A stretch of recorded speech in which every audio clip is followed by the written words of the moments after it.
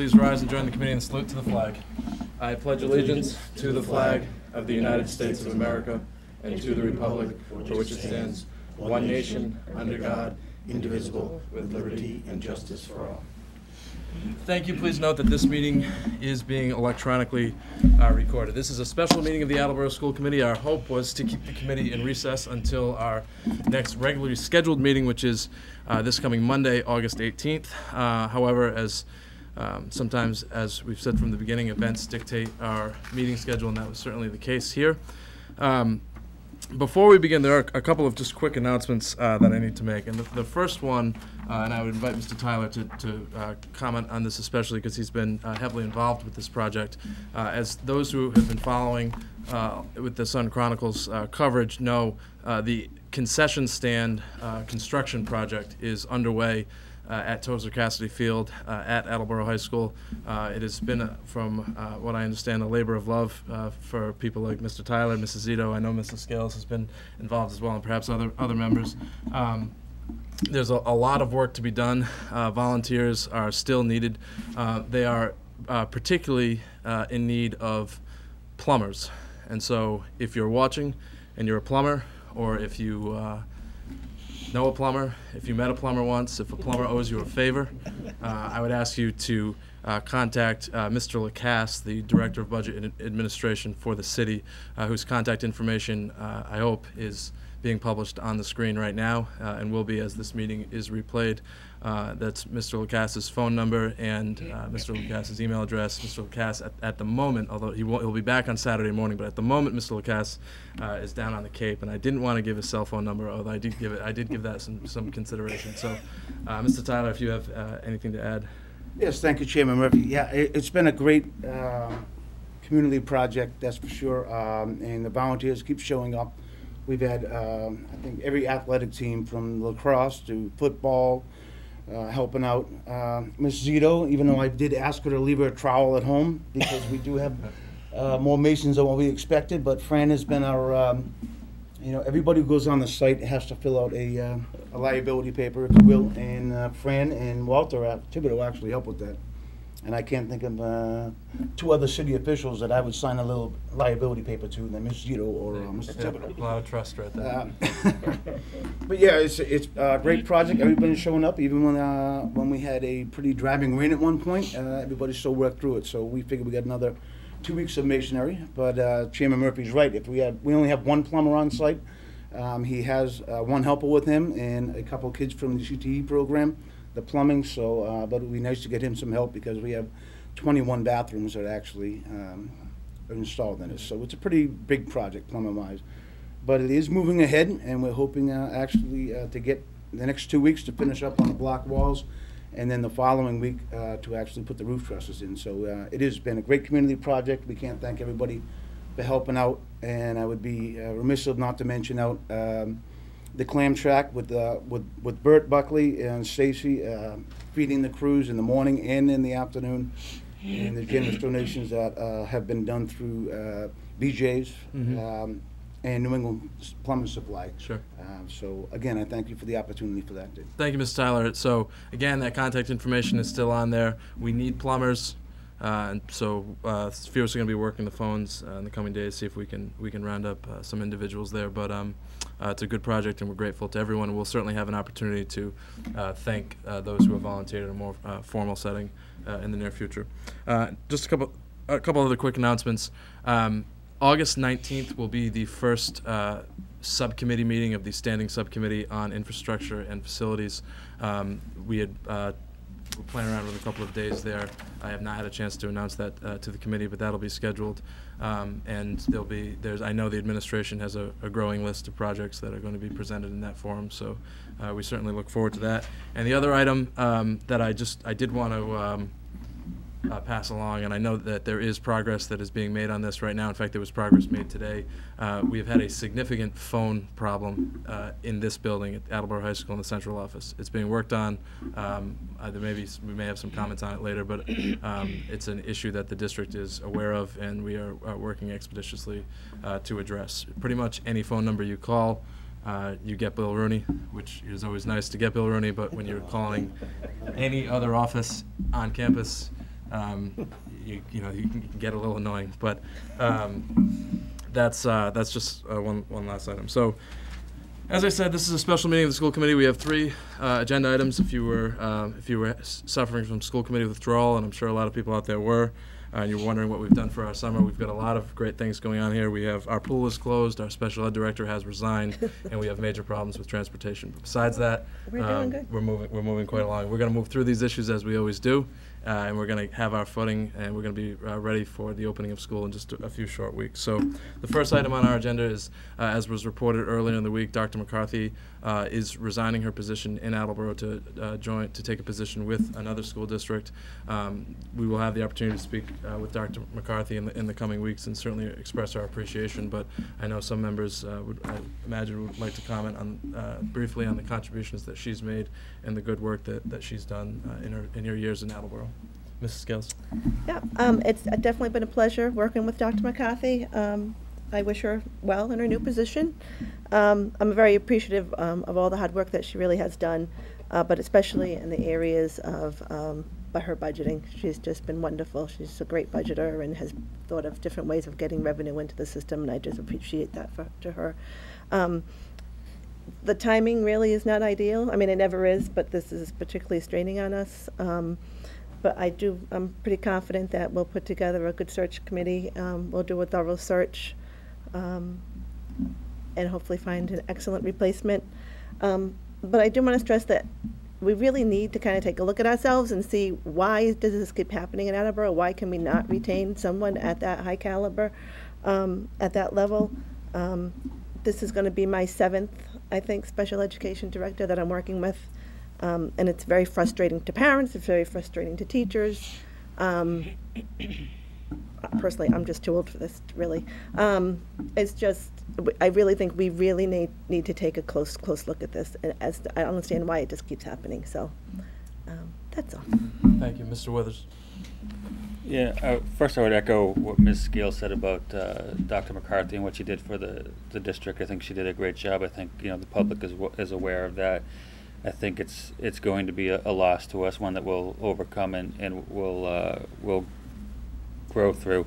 But I would disagree a little bit with what you said about that this is, you know, this indicates any sort of a problem, because I think, you know, the fact of the matter is you can never, and I know you're not begrudging her from taking a job at a different district that she might see as a better job or closer to her home.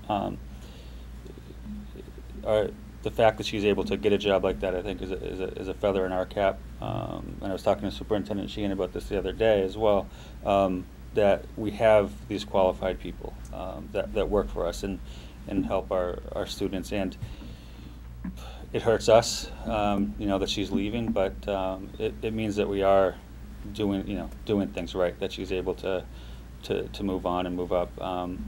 Ideally, we would keep them, but, you know, we'll find someone, and hopefully they'll be able to step into her, follow in her footsteps. Yeah, I think I'm going to agree with both of you, because I don't think your points contradict each other. I don't think we have an epidemic. I think we have talented people, and we've been able to retain them.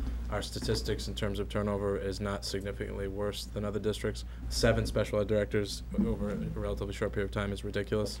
That is a real issue. And on top of that, both because of that, the particular position and the degree to which it's turned over, and frankly because, although I think Mr. Withers makes a good point, that the fact that there are large, I don't know if we've made public the district that Dr. McCarthy is going to, so I don't know if I want to right now, but the fact that highly competitive markets are recruiting our talent certainly speaks volumes about the talent that we have in the Attleboro schools.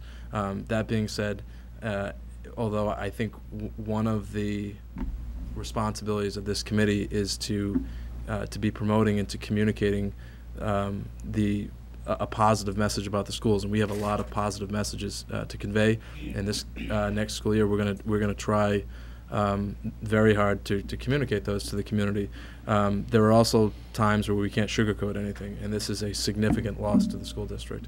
The caliber of work that Dr. McCarthy performed for the district and the level of professionalism that she brought made a big difference. And I think when that happens, as Mrs. Scales says, all of us have to stop for a moment, particularly those of us in positions of leadership, and sort of question why that is. What can we do differently to avoid this if we can? We will not always be able to avoid it. As long as we've got talented people, someone else will be trying to poach them. But we can't let this moment pass without some significant reflection. So, Mr. Withers. Yeah, and just to reiterate that, and I know it's you mentioned it. It's hard to make your entire point when where she's going is not known to the public, but there to this point. But there are going to be districts that we simply aren't going to be able to compete with in money and size and prestige. I mean, it's just the way it is. I mean, that doesn't mean it hurts less, but it means she's going to a place where no matter what we did, we probably wouldn't be able to compete if that's what she wanted to do, and we shouldn't look at that as something that we're doing wrong. Yeah, I think you're right, and I think it's not an issue of doing anything wrong. I think it's an issue that, for all the reasons you just said, there are situations where we are going to have a difficult time competing because there are variables that are different, and there's whether it's pay scale or whatever. That being said, we've got to do something to think outside the box and find innovative ways to make this a place where the top tier individuals want to come and want to stay. I think we have some evidence that we've got a lot of talented people that we've been able to keep for a long time. So perhaps those are some of the conversations that we have to have to determine. So, are there any other comments or points that Mr. Teller? Yeah, I would just have to add. I think the conversation that everybody's brought, the input, I should say, into this is definitely copies my mind on it. I mean, Marissa was a rising star. That's what I seen her as. You know what I mean? She did a great job in Attleboro. She was a pleasure to work with. And I believe that Lori does have a great point, though. There's significant cost savings by bringing the special education students back to our district instead of out of it. And not only cost savings, but the value of the student being able to stay in their district. So with those savings, we really should be looking at trying to build some type of continuity in the system. And I think one of the ways is if we can work on maybe some of the lower level ones in a mentoring program or whatever when we get a new special ed director, where hopefully then we can have somebody in our system because, as you mentioned, Dave, very competitive market for special education. And I would have to believe there's a very big burnout rate because of the stress that comes with that job. So again, I think that's what happens when I think she was just a rising star. You know what I mean? I think it was only a matter of time. But while she was in Attleboro, she did a great job, and I think it was an absolute pleasure serving with her. Yeah. And No question. look forward to helping out with the process or whatever, moving forward to for a replacement. Yeah, and she's certainly she raised the standards, and now we have to live up to them. And to that end, I will be asking the committee momentarily to endorse the creation of a special education search committee, special education director search committee. We still have the department; we know where it is. We need a director. Co-chairing that committee along with a member of the school committee will be our superintendent, Mr. Sheehan. Mr. Sheehan, do you have any comments that you'd like to add? I just have two particular pieces. It's very interesting that Dr. McCarthy came to Attleboro a few years ago, and she came as Ms. McCarthy, and she leaves Attleboro as Dr. McCarthy. And in a very, very short period of time, everything that Laurie said, Mike said, Steve said, it's absolutely true. And it's a tribute to the Attleboro Public Schools that, in fact, what she did here, in fact, would provide her the opportunity to be gainfully employed in one of the largest school systems in the state. Or the country? In the country. Or in the country. Yeah. And at the same time, she laid a tremendous foundation for the Attleboro Public Schools to move forward. She has provided a new culture with regard to special education parents in the school system as well. So all of those pieces, it is a tremendous loss for this school system. And I wish her well, and I know this is very much something that she really needed to do for herself, but also for her career as well. And so I truly wish her well, and I thank her for the quality days and every single day that she put into the school system and put us into compliance that we don't have the Department of Education or OCR down our necks and backs every single week. She did an outstanding job in this district. Whoever selected her to begin with needs a great deal of praise in that process. Yeah, no question about it. I think I just want to add one final comment before the vote on the committee that, you know, administrators in a district of any size, particularly one the size of Attleboro, on a daily basis make decisions that affect sometimes dozens, sometimes hundreds, and sometimes thousands in the case of our central administrators. Those are difficult decisions. They don't affect every child or every family in what is perceived at first to be in a positive way. But the reason, frankly, that we take as much care and thought to put the people in positions of leadership that we do is because those decisions are so difficult. There was a time when a family or an individual disagreed with a decision that an educational administrator made, and they might badmouth the administrator across the fence in the backyard. And that was difficult because someone in that neighborhood then took a hit to their reputation.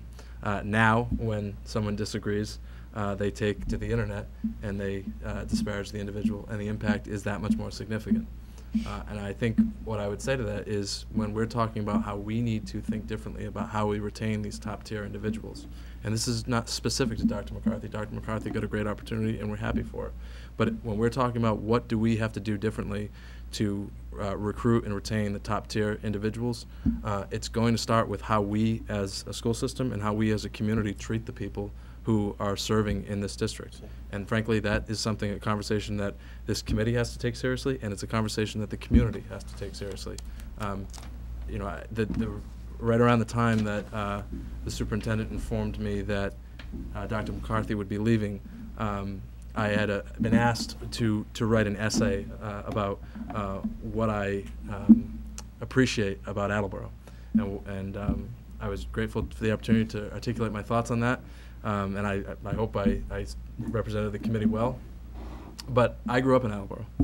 Attleboro is my home, and I'll always have that connection to it. For other people who we need to do these important jobs, they don't have that personal loyalty. And so these determinations are going to be made largely about how they are treated. And every time that we speak publicly, every time we take to the internet, that's something I think all of us, all members of the community, have to keep that in mind if we want top-tier individuals serving in these positions. So I hope this is a conversation that will continue, and I hope it's something that the search committee will take seriously when they are appointed. So at this time, I would make a motion to authorize the appointment of a special education director search committee. Second. Any further discussion? All in favor? Aye. That motion is approved. I would ask the administration if you could provide me with your recommendations with regard to staff representatives, and I will announce tonight that co-chairing the search committee along with Mr. Sheehan will be Ms. Singer from the school committee. And I would hope to have the remainder of the appointments made in the coming days. The advertisement is posted. The committee is going to have further discussion about whether or not we want to look at that. Right now, the deadline is August 22nd, and there are a couple of other provisions, contractual provisions that we'll discuss in executive session, and we'll move forward from there. So thank you, everyone, for your comments. Our next agenda item, moving along in our good news meeting, is the repair project in the William F. Denson Auditorium. Mr. Furtado and Mr. Rose are here. Mr. Rose, could you provide, we're going to have some opportunity to speak about this next week as well, but if you have a 2-minute update, we'd be happy to have you.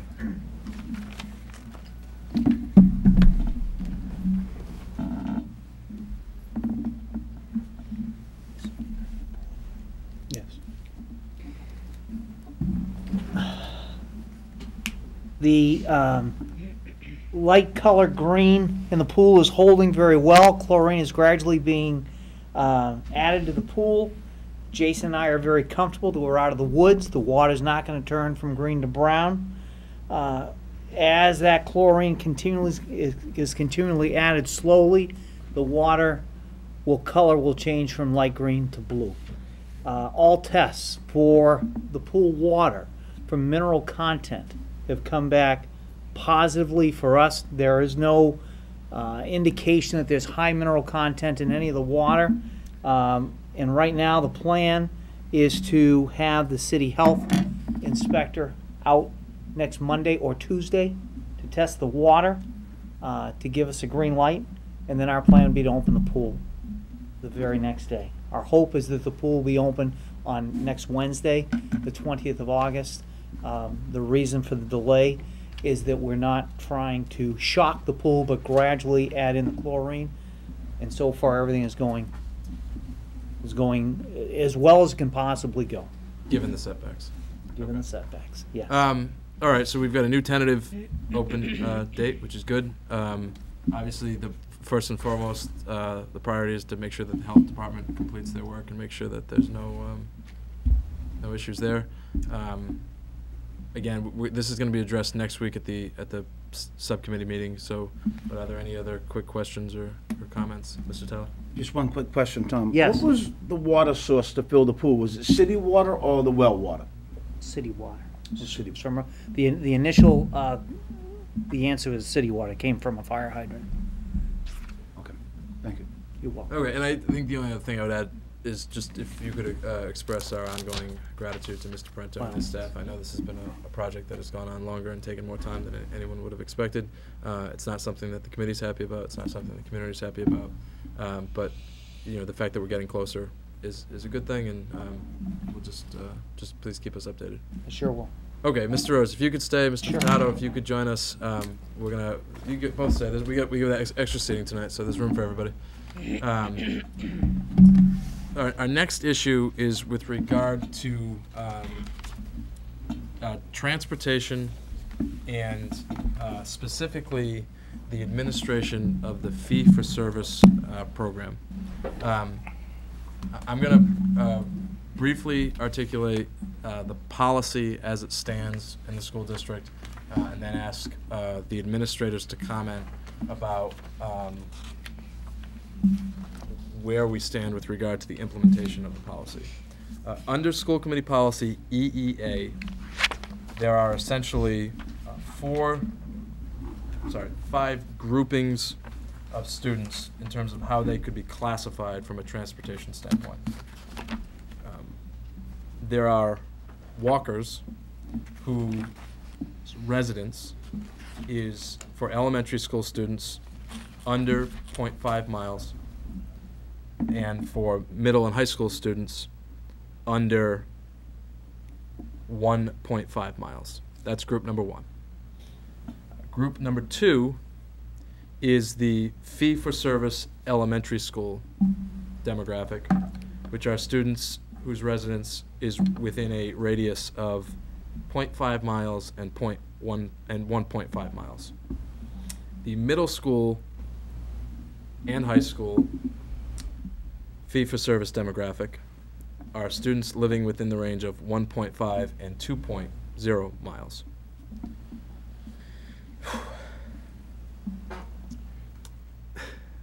Am I right so far? Okay. Yes, you are correct. And do we have another grouping, or is that the end of the groupings? I'm sorry? Kindergartners. And kindergarten students who are all Automatically. riding the bus for free. That is the end of our demographics, correct? Now, the way the policy has been administered in the past is that the students sign up. Any students first of all, if you live outside that radius, you just ride the bus, and there's no registration required, correct? That's correct. Okay. If you are not within the radius of receiving the free transportation, you sign up and get on a list. And we have taken care of the fee-for-service students, the students that fall within those, within the radius for elementary school and within the radius for middle school and high school. And then we have maintained, I believe, what is referred to as a walker list, which are students that do not qualify under the guidelines of policy EEA. Okay. However, the policy as written provides the administration with the discretion to grant exceptions to the policy, meaning essentially if you're a walker, you can potentially still ride the bus as long as you're going to pay for it. Okay. Now, the administration did communicate to families earlier in the summer, and it's my understanding based on my reading of the letter, but I would invite the administration to comment if I'm misconstruing this in any way, that essentially an objective was identified to reduce the total number of students who were participating in the fee-for-service program. Last year, it stood at 453 students, at least at one point, although I have a hard time believing that that didn't fluctuate to some degree, but I assume that's how many checks we accepted. And the way that was going to be done was that the discretion that the administration is granted in the policy would be essentially applied in a more conservative manner, and walkers would be less likely, or perhaps wouldn't be welcome into the fee-for-service program. Have I at least articulated the objective as it was stated in the communication? Mr. Sheehan? I don't think exactly. Okay, please clarify. So my directive as superintendent was, number one, to have the most accurate numbers that we possibly could have with regard to the registration of kids who qualify for buses, and what those students, what their names were and what buses they were taking. So that was an accurate number based on what our Aspen information is. And that's why we purchased the Aspen coordinator to begin with. Yep. To have, that was the biggest piece, to make sure we knew who was on our buses to and from school. In that number alone, that allowed our bus company to look at the fleet in itself, maximum 29 buses, but then look at routes, et cetera, with the total number of kids who qualified for the bus. At that particular time, then if that bus was not full, that would allow X number of seats to be utilized for fee-for-service families or kids. Okay. So I think then, and I think I understand that part, and I certainly understand the objective, because it's completely unacceptable to not have accurate lists. And I know that's something that your office has been working on with the Aspen program and trying to resolve that issue. So every bus needs an accurate list, okay? However, I think as what my individual colleagues have shared with me, and I suspect their constituents have shared with them, I think our issue here is the communication as it went out is stating that individuals who are deemed to have walker status are ineligible to apply, okay? That's where we're gonna get into trouble, okay? For two reasons. One, the Constitution, okay? You can't tell them they can't apply. That will not be acceptable. We can check with Mr. Hodges' AP history class. I'm sure they cover that. You don't tell anyone that they can't apply to anything around, these parts. The second thing is that the school committee has not said that it's a goal of ours to reduce this number for a variety of reasons. One, if it's going to happen, it's going to happen because a compelling argument has been made that it's in the best interest of the district, and that would have to be made. Argument would have to be made before we approve the administration's recommendation for the transportation budget, which we did in May. We can't approve the budget and then concoct a scheme to try to save money. That would be backwards. The second problem is August is too late to notify families that a service that they have been relying on, in some cases for up to 8 years, maybe more than that, definitely more than that with siblings, that all of a sudden it's not available. So that will not work. So I don't know that we need, I think we'll have to hear from the administration, but I don't know that we need a specific, and I invite my colleagues to comment, please, but I don't know that we need specific committee action on this necessarily. I think that perhaps we just need to clarify for the administration that it is not the goal of this school committee to slice the list of students that are eligible for, or that are participating in fee-for-service. Now, as I understand it, in the past, students have registered. Students that are in the fee-for-service radius are serviced, are given priority, and the students that are deemed walker are then, if there's available seats, are then granted those seats. Now, I see no reason why that should happen differently this year. If additional communication needs to go out, then that should happen, and it should happen soon, obviously, because people are trying to make arrangements here. Because I think our concern is, one, if we have 28 buses and there are empty seats, we got a major problem on our hands. And it's not just that we just wasted money, but it's that statistically speaking, as it's been represented by this administration and the previous administration, the safest way for students to be transported to school is on the school bus. So if we're going to do anything that results in fewer students taking the safest way to school, we're going to do it thoughtfully and not in this sort of chronologically reversed manner. So, are there questions or comments from the committee, or is there anything that I'm missing? Ms. Scales. I think some of the complaints I'm hearing is that, I guess with the way, maybe it's with Aspen or whatever program that you're using to calculate the distance, our policy states it's from the home address to the school address, the drop-off point, so it's not at the beginning of the driveway at the schools, it's at the drop-off point, and your program is not calculating that appropriately, as it was done in the past. Can I jump in? That might be the perception. That perception's wrong. Google Maps calculates the distance based on the front door of the school, directly to the street, from that location to the address. So how But is we that haven't different just- than in the past? Than there's families who have were eligible for fee for service that are being told, no, you're a walker and you're not eligible anymore.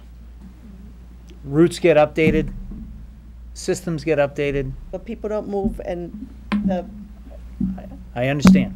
I mean, I think the issue is it's I could buy the argument that they upgraded Google Maps and you actually live 1/10 of a mile closer than we thought you did, and we can also like spy into your backyard because we've got better satellites. Like I understand that, but however this policy is written in a liberal way, giving the administration the discretion with the understanding that the administration will act in a way that reflects the committee's priorities. And the committee's priorities are getting as many students to school in the safest manner possible. That's on the bus. Now, if we get to a situation where we don't have seats, or there's some other reason that we just are not able to administer the program in the way that we have in the past, that's a different conversation. But it's a conversation that'll have to take place over a period of time, not one that people can find out about in August. And so, is there anyone unclear as to what the school committee wants to happen? Is there anyone on the school committee has any comments, or Mr. Larson? Yeah, I guess I would just reiterate, I agree, the safest way for the kids to get there is on a bus. My children have taken advantage of the fee-for-service program for a number of years through elementary and middle school, and I was, when we had the discussion earlier, I think in the year, I was actually championing for even increasing the price, because the fee-for-service is such a fantastic deal for the people when they can be eligible for it. It's $1 a day. It's not even $1 a day round trip.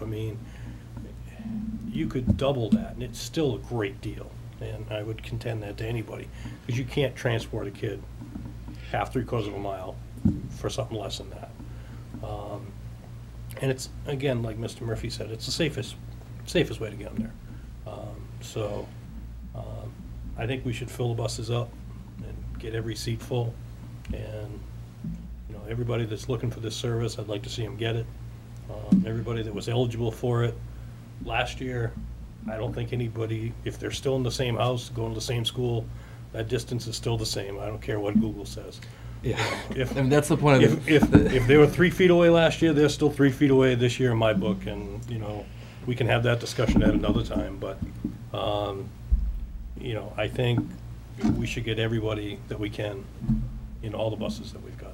Yeah, and again, this is not to say that we won't take a look at this policy at some point over the course of time and have a real discussion about it. It may be the case that the rates have to be increased because of the budgetary limitations that we're living under. It may be the case that we have to incorporate some sort of income determination. There are a variety of thoughtful ways that we can do this and not necessarily send more students onto the sidewalks, which is essentially what fee-for-service is designed to avoid. The other thing I would say is that the administration of the policy should not change with regard to students that live outside the radius identified in the policy have to be the priority. Students that are in the radius of fee-for-service have to be the second priority. And students who are walkers, as I imagine many of their families are used to, I suspect there are a lot of families that associate September with unconventional ways to get to school, they'll have to be the third priority. But we're not going to tell any anyone that they're ineligible to apply for, again, a variety of reasons.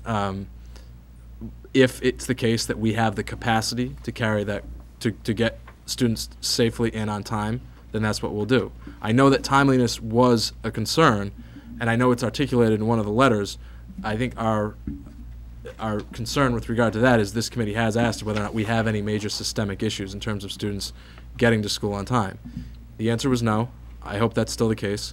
If there's a timeliness concern, what will not be acceptable is for the administration to say, well, the kids have to get there late because you told us all to put them on a bus. That's not the direction. The direction is find a way to get them there on time and get them there safely and get as many students on the bus as possible. And, you know, I think that's probably doable, but if it's not, that's a further conversation that we'll have to have. Mrs. Sawyer? I agree with Bill that, you know, we should put the kids on the bus as much as possible. But in regards to having kids walk, I know that as far as Hill Roberts go, the sidewalks only go as far as the school property. And after that, the kids would be walking in the streets. And same thing with Hyman Fine. And I don't think it's fair to have children walking in the street, especially in the winter with snowbanks and icy conditions and moving traffic. And that age group, that's not safe. Right. Not safe. So again, I don't think this is an issue of, I certainly don't think anyone has either intentionally or unintentionally violated the policy. That's not what we're discussing here. This is just a matter of the interpretation and making sure that we as a committee are being clear as to how we'd like the policy to be interpreted and then enforced. So is there any, Mr. Withers? Yeah, I guess my question would be, you know, what's our direction and what we want to see happen has been made clear. So what's going to happen now to, I mean, it's not right or wrong is too strong, you know, but to clarify to the public what our policy is and, you know, what our direction is, so that, you know, people who have been confused by conflicting information will know where they stand. Mr. Furtado? First of all, this meeting Yeah. is a terribly helpful venue for that. And if we have to send out another communication, you know, we'll do that. I think we do. I think part of that communication, Mr. Withers, is that I do have a number of people who have in fact applied currently for fee-for-service. And I think that when we get to a certain time, I think we need to reach out to some of those people who have been maybe misled and reach out to them. Is it their intention to apply for fee-for-service? I think we owe that to them, especially when we know that they've been part of the fee-for-service program for X number of years. So I think that we really need to do that. Yeah, an affirmative effort. On the same time, if I may, Mr. Chair, you brought up something very important, and that is we need to provide a transportation for our students that also complies with other school committee policy, and that is a reasonable length of time to get to school. So I just want to reiterate to the public in this venue that a fee-for-service does not warrant that you have door-to-door service as bus stop. And that, in fact, had been created in the last few years, that all of a sudden, fee-for-service, you get picked up at your door, which created more bus stops, which creates longer bus runs, which creates at times lateness to school. Right. So we've already discussed that's not what it means, and there will be bus stops assigned to the closest to that person's home, etc. But it's not door-to-door service. And I think that's what created some of the problem last year with regard to the tardiness of some buses in some routes. No, it's a very important point. Thank you. Mr. Larson? Yeah. To your first point, I mean, the people that have been approaching me about this, even the ones that have gotten letters saying that they're not eligible or the rest of it, I've told them to go in and apply anyhow. Right. Just because. Good, because they have a right to. So that's a really good thing to tell them. You can't tell anyone they can't apply. So we should definitely stress that over and over, and I think a letter going out to those folks would be a great thing. And I agree, the door-to-door service thing, we need to consolidate the bus stops, because we do need to get the kids to school on time. I mean, we all know that. Because it affects so many other programs in the school. And absolutely. And the alternative for some of these, you know, kids who may get the fee-for-service and may not make it is they're going to walk all the way. So, I mean, if they have to walk 3 or 4 houses down to get, it's the better of all the possibilities, so, thank you. Thank you. Yeah, so, and again, to go back to the policy, which again, when the letter cited school committee policy as the reason for this change, left out a fairly important provision of the policy, which is that the administration has the discretion that has historically been exercised in a particular fashion consistent with the committee's priorities. But the other element of the provision of the policy is it requires the consultation with the bus company, the vendor, and the Attleboro Police if there are any questions with regard to safety. So the direction is to get students there on time, but nothing will be prioritized over student safety with regard to who's on the bus and with regard to where the bus stops are. So I just want to be very clear about that it is the responsibility of the administration and to work with any entity that needs to. The one thing is, we talk often about what's under the school committee's purview. Selecting bus stops is definitely not. Okay, we will not be choosing the bus stops, but it is our expectation that the administration will choose the bus stops consistent with the policy in coordination with the Attleboro Police and the vendor to make sure that the bus stops are in a way that students are safe and students get there on time. It's it's a big task. That's why we have a very strong and capable administration to perform that task. So. Again, I think we have, I hope, clarified the direction as to what we need to happen and in terms of what steps need to be taken to make up for any of the confusion that has occurred over the course of the last month. But if there are any questions, obviously don't hesitate to contact me, and I'll be happy to convene another meeting. But if we get, my colleagues might ask me to speak on their behalf. I don't know. Okay. Any other final questions or comments? We'll see how quickly AACS can react if I ask to put up Mr. Lacass's contact information one last time. I get. Oh, beautiful! Yeah, if you could stall for a minute, that'd be great. No, I'm gonna beat the dead horse. So what are we gonna do tomorrow about this? You can keep the contact information up while we figure out what we're gonna do. I mean, we're according to some of the letters, they've got to register by tomorrow. Okay, so that's a good point. So why don't I'll make a motion to extend the deadline and leave it within the administration's discretion to make sure that the committee's guidance is followed. Second. Any further discussion? All in favor? Aye. Okay, so the August 14th deadline is I'm sorry? Abstain. We have a 6-0 to 1 with the abstention of Mr. Tyler, and the August 14th deadline is off by directive of the school committee, and the administration can now select another deadline or work out whatever logistical means you need to make sure that we have the program being administered properly. All right. And I'm assuming that if you're a plumber, or if you have a friend who's a plumber, you can call or email Mr. Lacasse, and he will, along with Mrs. Zito and Mr. Tyler, put you right to work this Saturday or any other Saturday. So, okay. The final item on our agenda is an executive session, and the school committee will be convening an executive session to discuss strategy with respect to collective bargaining and litigation, as an open meeting may have a detrimental effect on the bargaining and litigating positions of the school committee, and to conduct a strategy session in preparation for negotiations with non-union personnel. The committee will not be returning into open session. So a motion to go into executive session. Second. Mr. Withers. Yes. Mrs. Sawyer. Yes. Mrs. Scales. Yes. Mr. Murphy, yes. Mr. Larson. Yes. Mr. Tyler. Yes. Mrs. Zito. And we are now in executive session.